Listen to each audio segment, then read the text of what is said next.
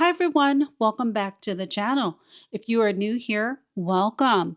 So if you're looking to create a beautiful and resilient garden in 2026, we have 10 great plants to share with you. 2025 was a doozy in terms of what Mother Nature threw at plants in this garden, and some of it was definitely outside of the normal. So, all of the plants on this list not only passed that test, but each plant has been carefully selected for its remarkable attributes. So, they are all low maintenance, drought tolerant, minimal to no pest issues and diseases. They are also deer and rabbit resistant, all while enhancing the landscape by adding so much beauty and or structure to the garden. Today, I am thrilled to share my top 10 plants that are perfect for warmer, hot climates, but many also thrive down to zones 5 and 6. Happy New Year, everyone. Oh, and don't forget to click like, subscribe, and notifications if you want to see more of this garden as it evolves in 2026. Many of the plants are going into their leap year, and so I'm expecting great things, and I have a lot that I'm anticipating wanting to show you all. And please comment below with your favorite plants from the list, or if there's something you grow that just performs fabulously, please share that too. So, without further ado, number one on the list is Beyond Midnight Caryopteris. Now, this is a heat tolerant shrub with flowers that are typically small and tubular, appearing in clusters, but it's going to create a striking display of dark blue hues. Its blooms will appear from late summer to early fall in cooler climates, so around August to September. However, in warmer climates, blooms emerge in May and continue throughout the summer into early fall.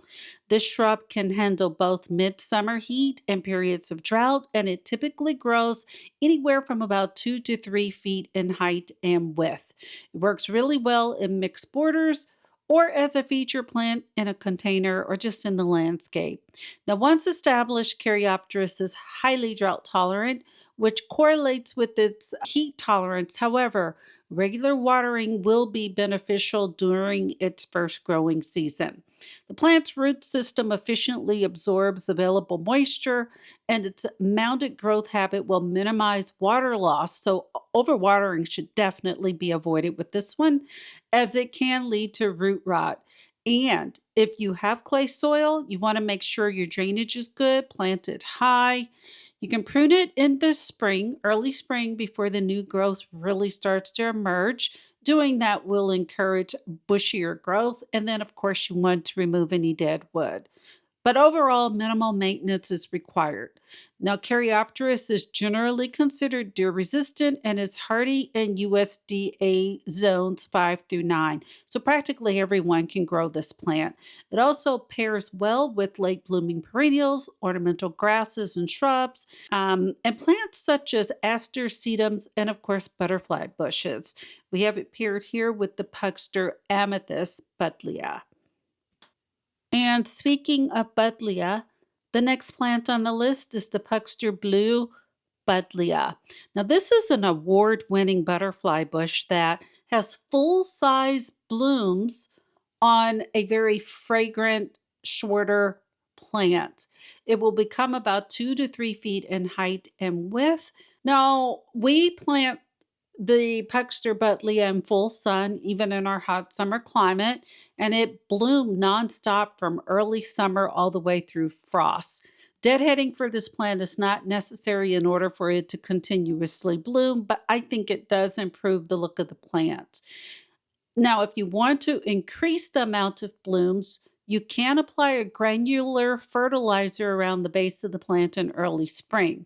It is drought tolerant, but it also needs well draining soil. So, in clay soil, you want to make sure your drainage is good, plant it a little high so it's not even with the soil, so maybe about an inch above the soil, and put it directly into your garden soil with zero amendments, because even compost can interfere with its drainage and your plant could fail to thrive or even worse. And we don't want that.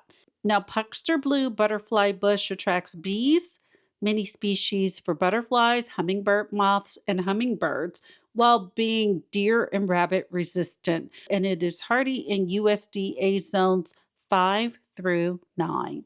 Number 3 on the list is Denim and Lace Russian Sage, and this is a perfect addition to gardens in hot, dry areas. And it is hardy all the way down to zone 4. So um, again, so many people can grow this plant. Now, Denim and Lace Russian Sage has lacy, like bright sky blue flowers that are held on amethyst calyxes with strong stems, and it has a somewhat upright habit. The beautiful color on this plant will last a long time, and the foliage is very fragrant.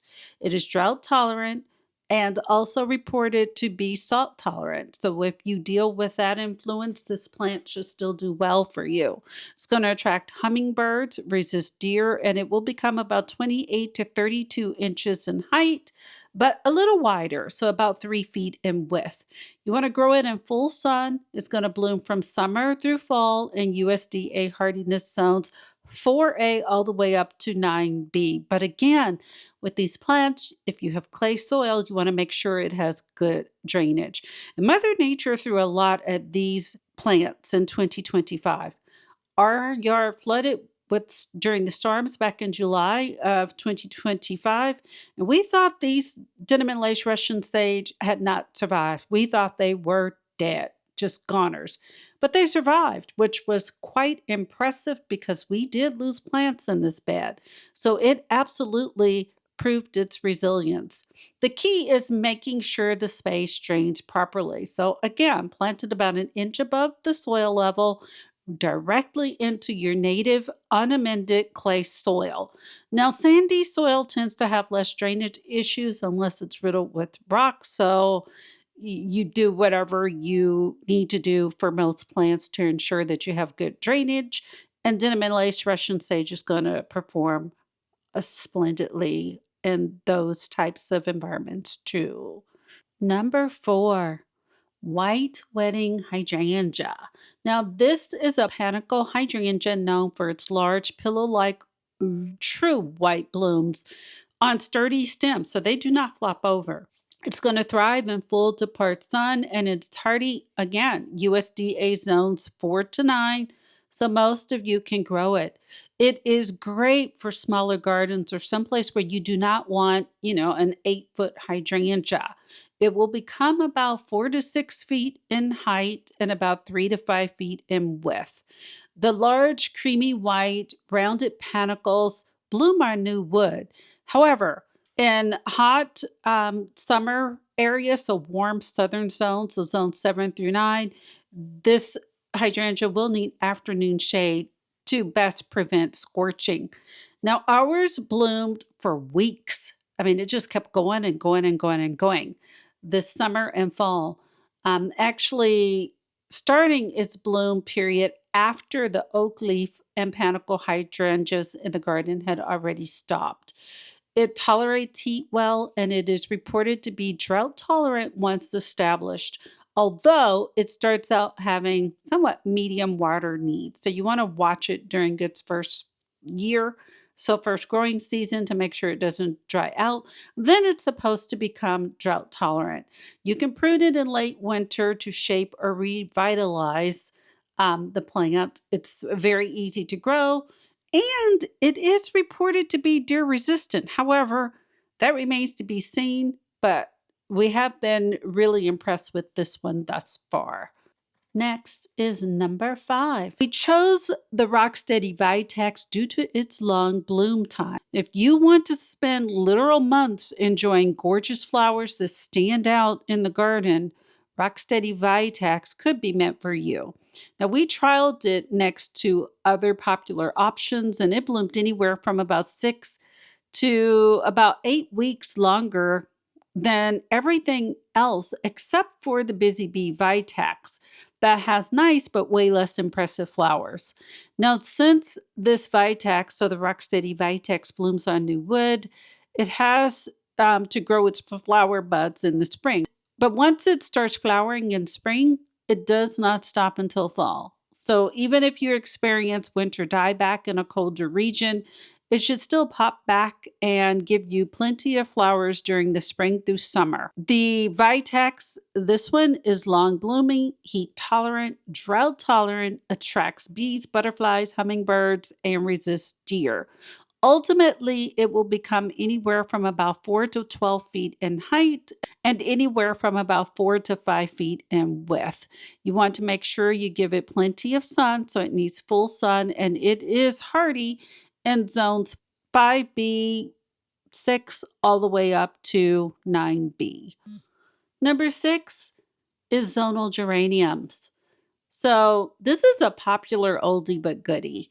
These bushy flowering plants are great for garden beds, window boxes, and containers. They have a horseshoe shaped zones, often found on their rounded scalloped leaves. And they feature these large ball shaped flower clusters known as umbels in shades of red, pink, salmon, orange, white, and purple. So, a lot of different colors. They typically grow anywhere from about 12 to 24 inches in height and width with thick, succulent stems. It requires full sun, but in hot summer climates, you want to grow it where it receives afternoon shade. Now, we purchased 6 from the local grocery store for about $5 each, so about $30 investment for these deer and rabbit resistant plants that has had nonstop blooms all season. Next on the list is another Buddleia, but this one is Miss Violet Buddleia. Now, this one has perfectly purple blooms on a perfectly sized plant, just like her sisters, Miss Molly and Miss Ruby. Now, Violet is a mannerly plant like the other two with vibrant flowers. You'll get loads of dark purple violet flowers all summer long. Now, the great thing about Miss Violet is that it is a low seed, seedless, non invasive, deer resistant variety or cultivar. The top reasons to grow this butterfly bush as well is because if you, again, don't want a ginormous bush, it will only become about 4 to 5 feet in height and width. So it is perfect for landscaping around your home. It is a butterfly magnet with these gorgeous violet flowers all summer long. Those flowers are also fragrant. The plant is heat tolerant. And besides attracting butterflies, bees tend to love it, hummingbirds like it, and it resists deer and rabbits too. Switching gears a bit, next on the list is Feather Falls Carex. And the longer we grow this one, the more I'm impressed with it. Now, Carex is commonly known as sedge. It's a grass like hardy plant that generally thrives. Again, most people can grow it. USDA zones 4 through 9. Now, Carex is incredibly versatile, and you can grow it in a variety of conditions, including wet or dry soil. They are perfect for borders. They work well as ground cover. And the nice thing about it is that it adds this grassy, wispy texture to just about any garden. It is a stunning evergreen that will become wider than it is tall, so about 24 inches in height, but it can reach out to about 3 feet in width. Next is a plant to mix up the look a bit, and it is silver lining Artemisia. It has these very showy silver leaves that appear on the plant from spring through fall. The fragrant foliage resists deer and rabbits, and it will reach a height of about 12 to 16 inches. However, it will spread out to about 3 feet with its mounded growth habit. Now, you want to put it in full sun. It is very low maintenance. Do not overwater it. Pop it right into your native soil. Practically everyone can grow it because it is hardy in zones of 4A all the way up to 9. The one thing again that you want to make sure of is that it gets good drainage, but it's not finicky about where you put it other than full sun and good drainage. It just, adds a little something extra to the garden in terms of its texture, and it is a low growing ground cover, which comes in handy if you're trying to suppress weeds or you just need something low growing. The final plant on the list is the kindly privet. But before I get into plant specifics and how the multiple kindly privets we grow here have performed, and some of this is surprising. I want to point out that it is a non invasive alternative to other ligustrums that have caused issues in some ecosystems. Now, here are the stats. The kindly privet is an evergreen shrub that is hardy in USDA zone 7 to 9. It will become about 6 to 8 feet in height and 4 to 6 feet or so in width. Now, during the spring, it will grace you with fragrant flowers, but it does not produce berries. It is deer resistant, can make a wonderful hedge, or you can trim it into shape. So, similar to the Japanese or Texas privets in that regard. We planted 3 of these kindly privets as quartz almost 3 years ago, and look at how much they have grown. These plants are in my front yard, and the deer have not even nibbled on this plant. So, if you're searching for a privet alternative or a great evergreen that will not overtake your space, you may want to consider the kindly privet. Well, there you have it, the best performing plants from 2025. Thanks for watching, and I hope you have a great day in your garden and a wonderful 2026 growing season. Bye.